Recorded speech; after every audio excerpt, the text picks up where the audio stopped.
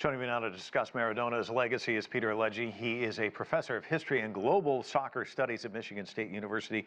Peter, he is seen as one of the greats, the true greats of the sport. Give us your measurement of what he meant for the sport and how big a shock this is.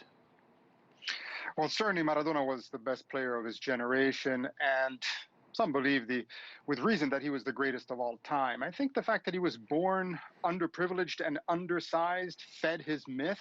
You know, he didn't look like an athlete, and yet the soccer ball was attached to his left foot and only his left foot all the time. And he showed the world that you could be born poor without any advantages and become a superstar.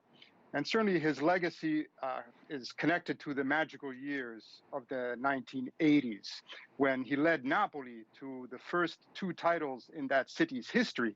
And today he is worshipped, and you see the scenes of mourning in Naples, like the patron saint of the city, San Gennaro.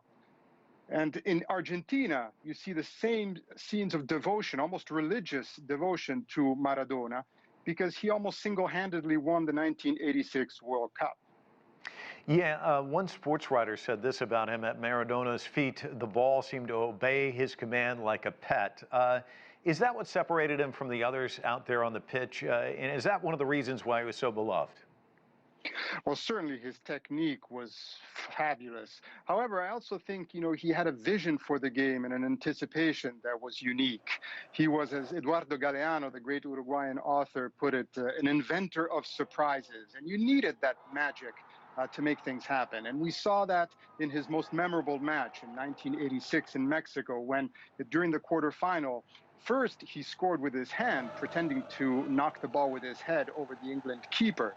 And then acted as if nothing had happened, of course, nothing illegal. And then 4 minutes later, he scored arguably the greatest goal in World Cup history, dribbling 70 meters, humiliating the entire England defense in what was voted, I believe, the greatest goal of the 20th century.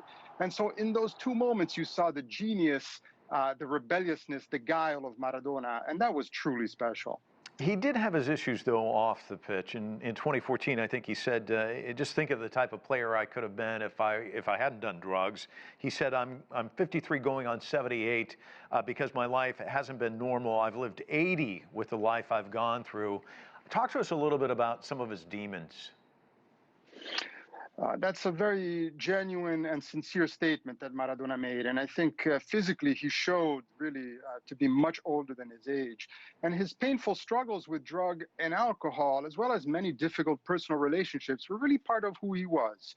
But, I feel like these flaws should not overshadow his magical performances on the pitch. And I would also say that his imperfections were really a big part of what made him so special and so appealing. They humanized him. They made him seem more like your neighbor, really, than a global celebrity. And I was talking earlier today with a Neapolitan friend of mine who was fighting back the tears, and he said to me, Maradona will never die. Interesting. This GOAT comparison we always hear, LeBron James, greatest of all time, or is this? When you look at him and this sport, obviously you think of Pele, some of the greats of today. Where does he stack up? Do you think he is the greatest of all time? I think he's certainly up there with the greatest. And one of the beautiful things about soccer or football is that it is a subjective science, if you will. And so, perhaps he may not be the absolute best, but certainly for a good chunk of the 1980s, there was no one like him. And Peter, they'll be mourning him for the next 3 days. We'll have a lot of remembrances, but thank you for your observations. Certainly appreciate it.